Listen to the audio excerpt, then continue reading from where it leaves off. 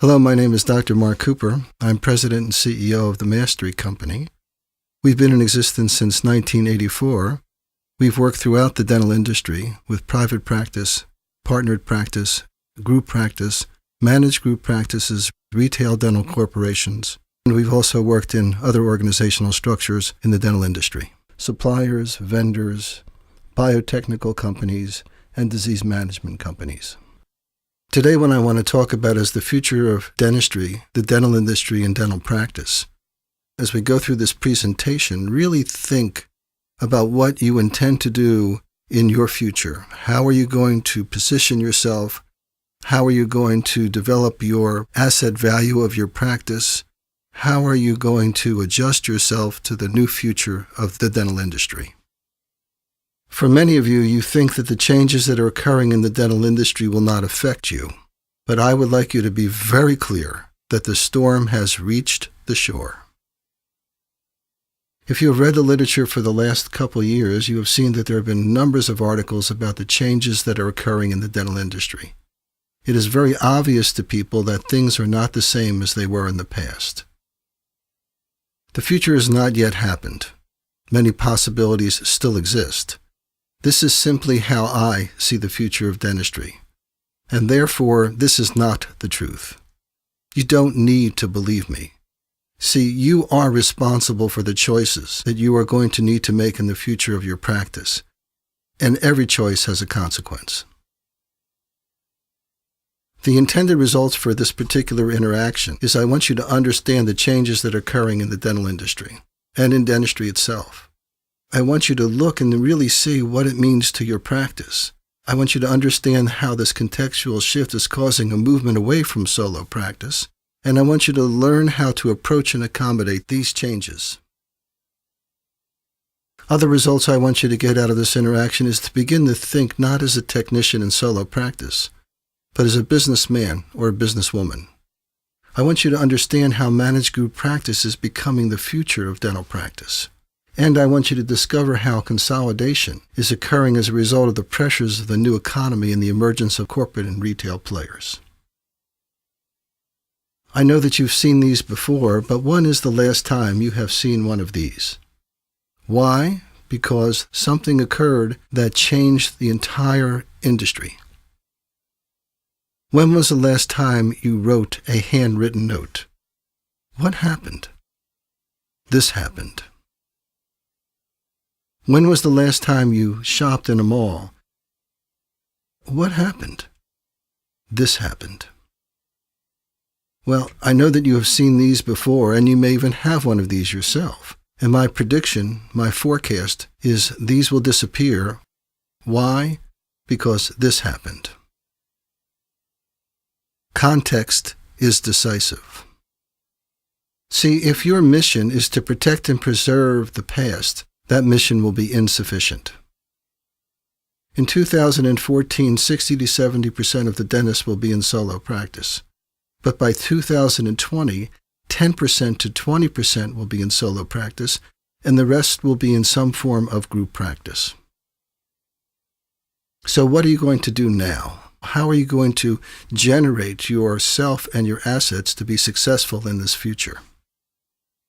I know that many dentists are very active in trying to protect what they've already got, and they're bringing actions against the forces that are trying to change the dental industry. The mission to protect and preserve the past is totally insufficient. And again, I want you to challenge yourself. What are the changes you would need to make to succeed in this new future? So I know that you're thinking you are between the rock and the hard place. You can either stay in solo practice and watch it diminish. You can work in a corporate environment in which you think you lose total autonomy. We have another view that you can actually develop or join a successful managed group practice. So when we take a look at the facts, what we see that in 2008, 92% of the practices were solo practices. When we take a look in 2009, 76% of the practices were solo. And 2010, only 69% of the practices were solo. If we do what we've learned in business school, which is called the run rate or the accumulated average, and simply extend that trend, By 2020, less than 20% of the practices will be solo. So when we look at this slide, what we see is the majority of practices are divisional practices, and what we mean by that is they take various forms of reimbursement, anywhere from 20 to 80% third-party payment.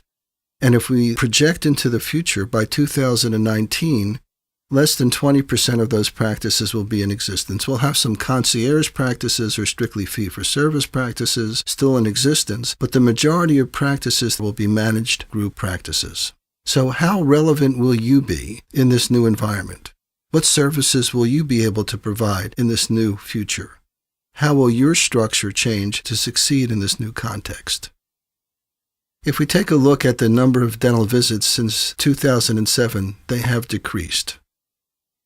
If we look at dental expenditures over the last 5-7 years, it has gone flat.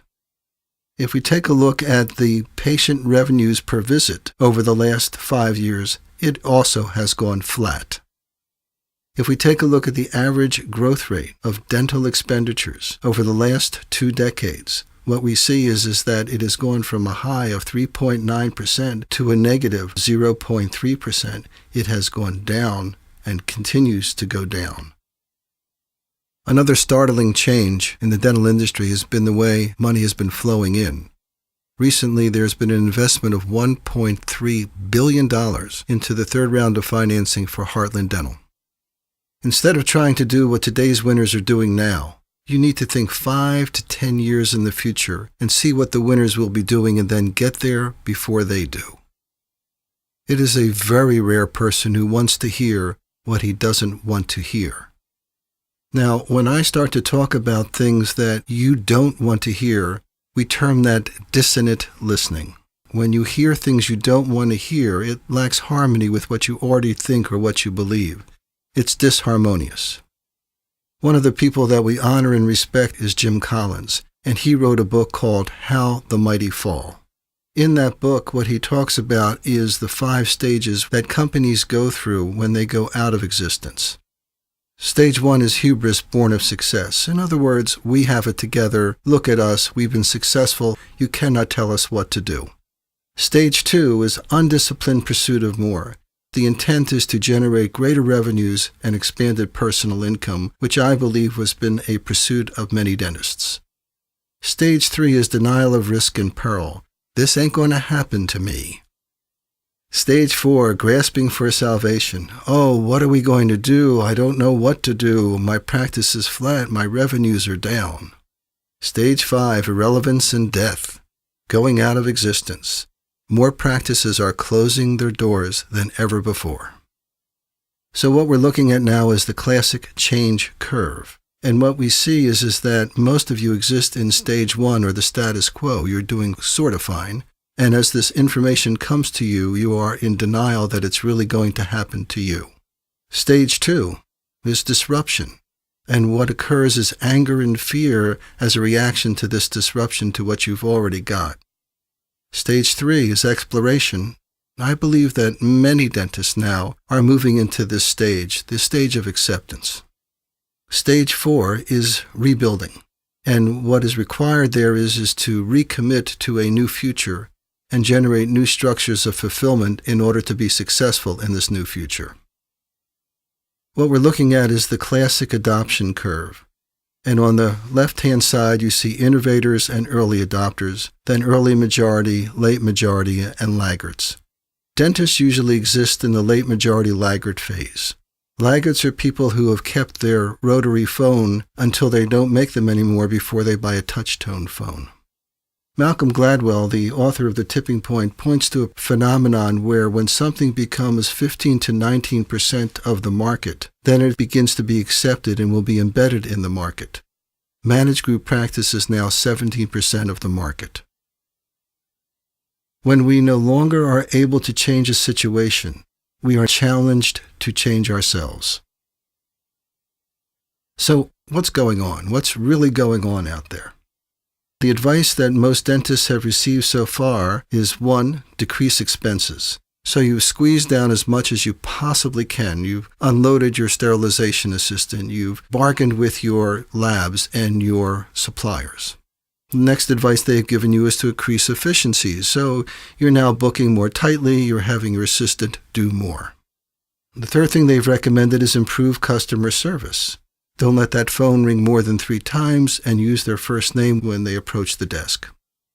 They've also advised to expand your offerings. Now you should offer more for them to purchase. More procedures, more supplies, more. So now what are you going to do? Search engine optimization? Expand your Facebook? Use demand force? I see. We'll try all of those and spend a ton of money and see if that will generate more revenue. No, that hasn't worked. I see. What we'll do is we'll get a CEREC machine, do 3D imaging, add implants to our menu of services. We'll even do sleep apnea. But what you're really doing is more, better, and different of the same thing. And the same thing is you're still in solo practice. When it comes to the future, there are 3 kinds of people. Those who let it happen, those who make it happen, and those who wonder what happened. Where are you in that future? My challenge is, how do I get a dentist to think not as a technician in solo practice, but as a businessman and businesswoman whose charge is to increase the negotiable value of their asset so that it is transferable into a larger market? There are basically 2 kinds of leaders. There are those that are the business smart and those that are the functional smart. Business smart are the big picture thinkers, dynamic, proactive. They relish the high-stakes game. They're willing to take the risks. They're willing to play winner take all. When we look at people who are business smart, who have created huge empires and huge businesses, we see people like Howard Schultz, Oprah Winfrey, Steve Jobs, and Dr. Dre. Then there's the functional smart, grounded in the concrete, tangible, tactical. They want operational efficiencies and effectiveness. They want to reduce the at-stakeness or risk. They want to make sure that it's under their control. They want to reduce the amount of discomfort in terms of the risks that they take. For the most part, few dentists really step into the business smart domain. But we do have dentists who have stepped into the smart domain. Andrew Mata from Refresh Dental, Rick Workman from Heartland Dental, Greg Soreo from American Dental Partners, and Steve Thorne from Pacific Dental. These are the people who have created a new entrepreneurial expression in dentistry. Again, referring to Jim Collins, he says, the very, very best leaders are the ones who begin first with an incredibly rigorous assessment of what are the brutal facts. We need to look in the viewpoint of this contextual shift. There's unprecedented social, economic, political, and technological changes that are occurring, and more profound changes lie ahead for the dental industry.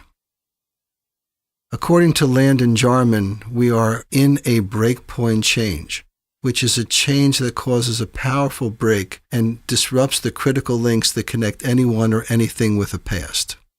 So when a breakpoint change occurs, it causes a contextual shift. And the context of dental practice has changed as well. Third parties shifting to PPOs are only one piece of the evidence that the context has shifted. Another indication that the context has changed is dentistry has turned itself from a service into a commodity. A commodity is always purchased on price. Dentists are trying to get their market share by competing on price. And when one buys a commodity on price, the relationship that comes with it is one of distrust.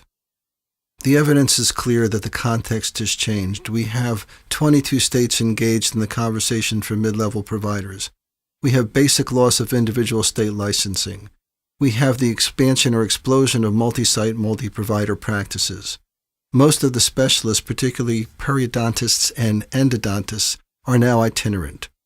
We're looking at risk management. We're seeing the rapid growth of MSOs and DSOs.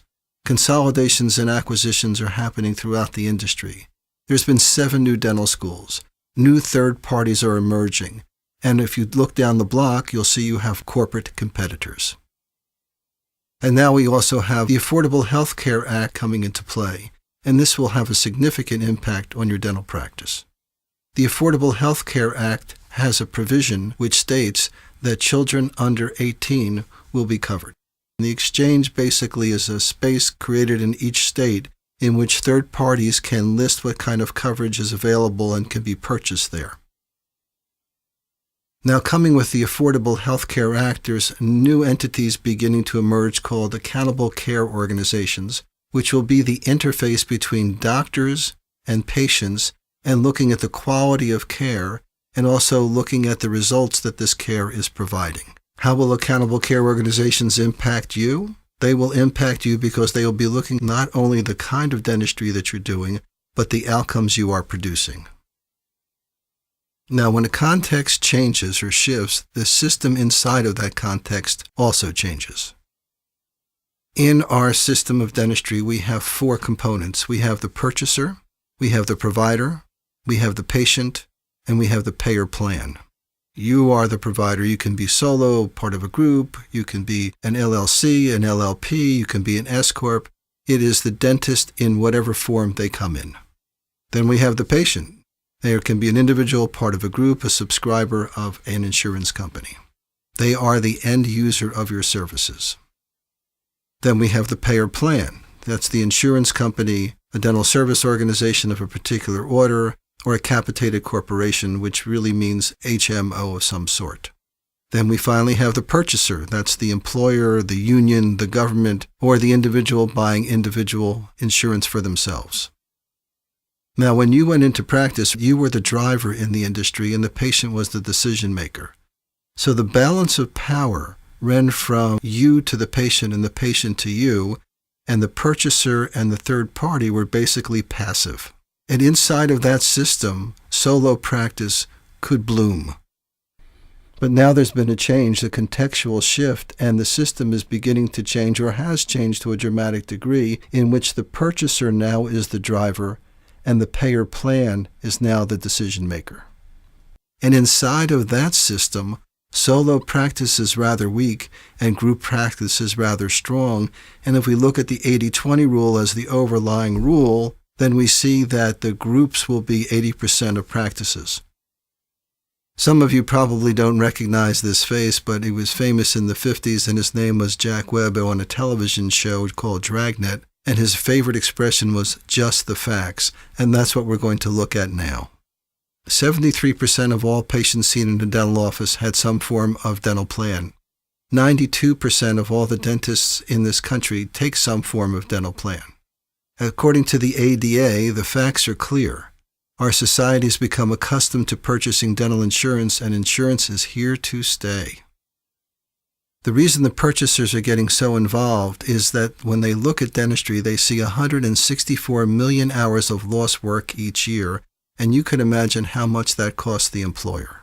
The expected trend going forward is for employers to continue supplying dental plans to their employees. In fact, this is going to increase over time. In 2002, the primary insurance was indemnifying insurance, such as Delta Premier, but 2011, it was less than 10% of the insurance plans available. Today what you see is that the PPO type of insurance has become the greatest form of insurance. In 2010, it was 74% of the plans offered. In 2012, the California Dental Association reported that over 80% of the plans being offered were PPO, and less than 10% were either the Premier or the HMO plans. Now, I know that numbers of dental organizations are doing battle with Delta to try to change their PPO or hold the line. But Delta has come up with something called the Exclusive Provider Organization, which is a closed panel in which they'll be able to offer lesser reimbursement to people who join this closed panel. According to the Consumer Price Index, the second highest out-of-pocket expense is for dentistry. This is a concern for the employers, the government, and others who want to hold the line or even reduce the cost for dentistry. It is estimated there are 168,000 practicing dentists in the U.S., and this number is expected to increase to 175,000 by 2025. But even with that increase, the population in the United States is increasing at a much more dramatic rate, so there will be less dentists available for the population than ever before. Interestingly enough, new dentists entering into some sort of dental practice ownership has continuously decreased. 20% in 2006, whereas it was 26% in 1989. And the figure is going to continue to drop. Between 1989 and 2006, the number of dentists who work as employees has increased from 50% to 75%. As John Adams once said, facts are stubborn things, and whatever may be our wishes, our inclinations, or the dictates of our passions, they cannot alter the state of facts and evidence. These are the facts. The industry is dramatically changing. So, what is the impact on your practice? What is the impact on solo practice? The impact is consolidation. Throughout the system, dentists are merging, being acquired, coming into existing partnerships, or buying into existing partnerships. Insurance companies are merging or becoming larger. Vendors such as Dentsply, who has purchased Astratech, are becoming larger. Strange bedfellows are beginning to occur where insurance companies are joining with other entities in order to create and combine assets. But consolidation isn't only focused on the dental industry, it's happening globally. The intentions of consolidation are pretty straightforward. Increase top-line revenues, decrease costs, increase profit-to-earning ratios, increase EBITDA, earnings before interest, taxes, depreciation, and amortization, enhance marketing impact, the economies of scale that give you leverage in contracting, purchasing, and staffing. Consolidation, though, will only work when it's linked to collaboration.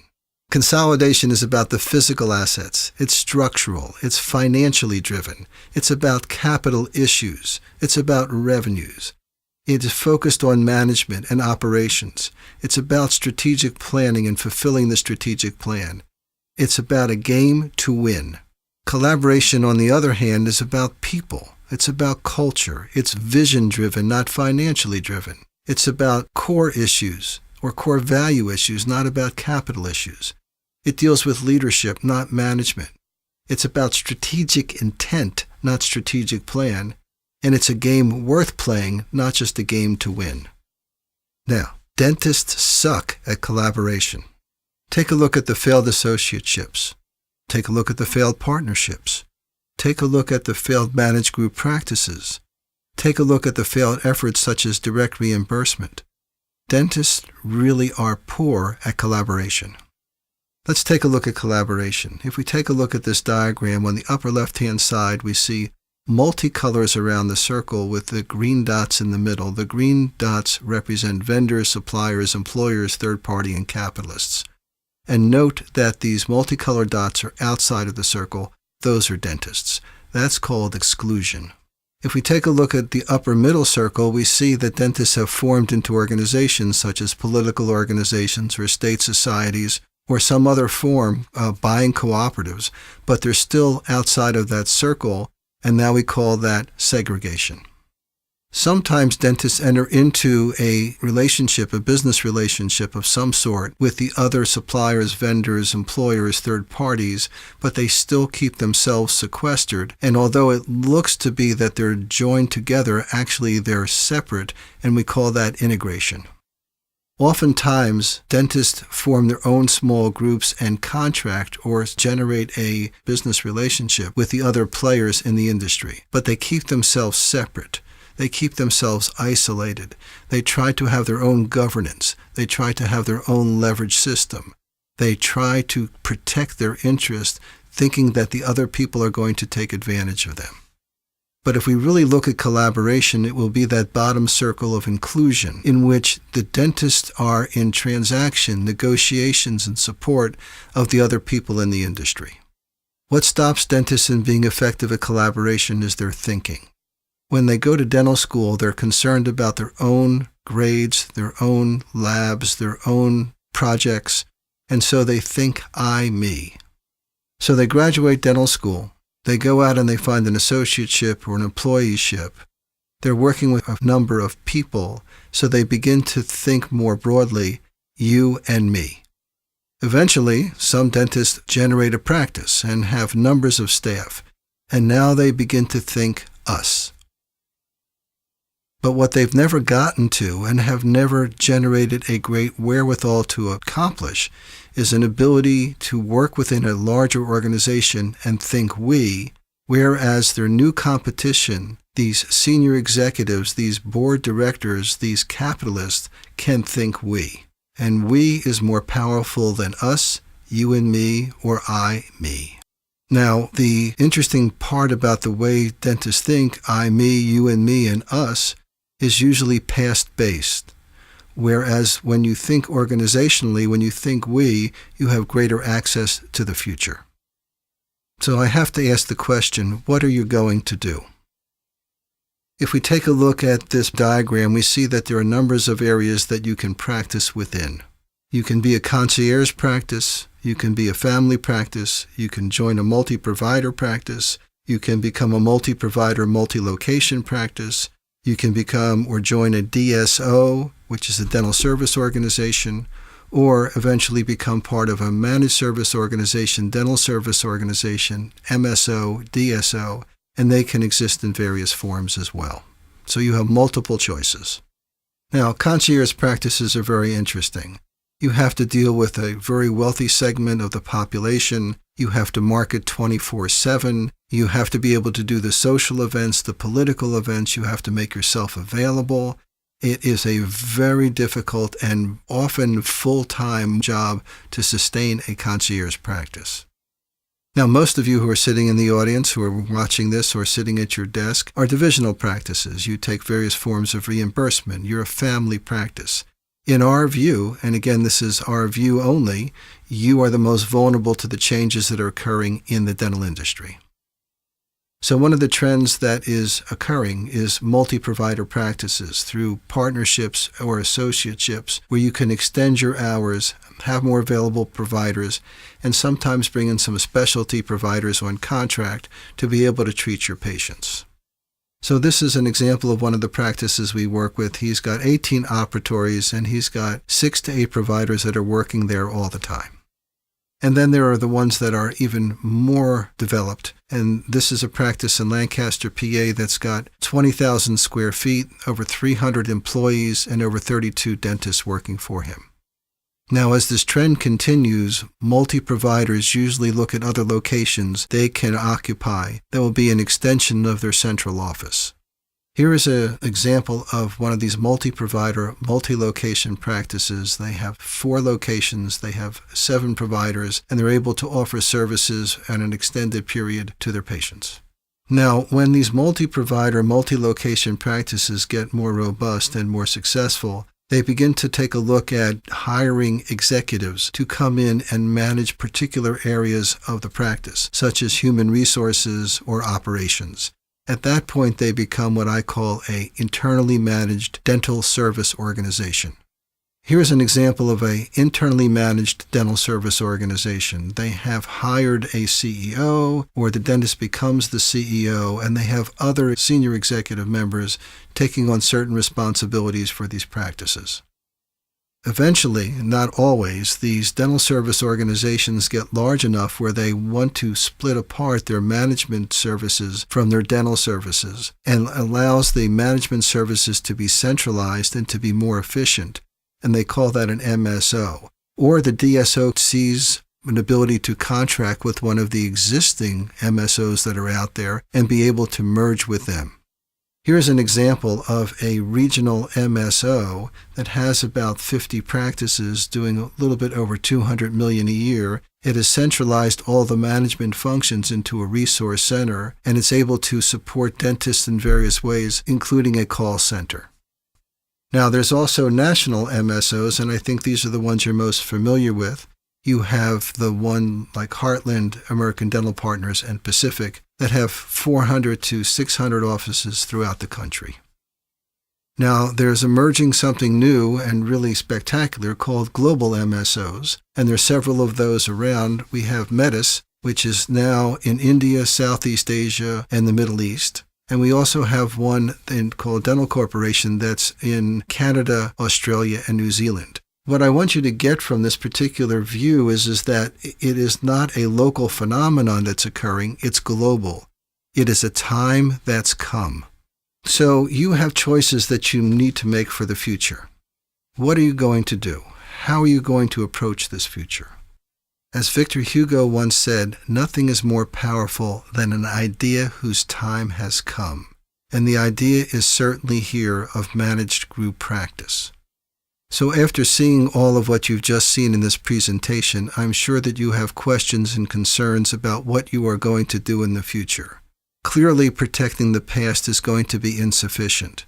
Holding on to what you've got may not give you what you want in the future. The question is for you, how am I going to organize myself, design myself, so that I succeed in this new future?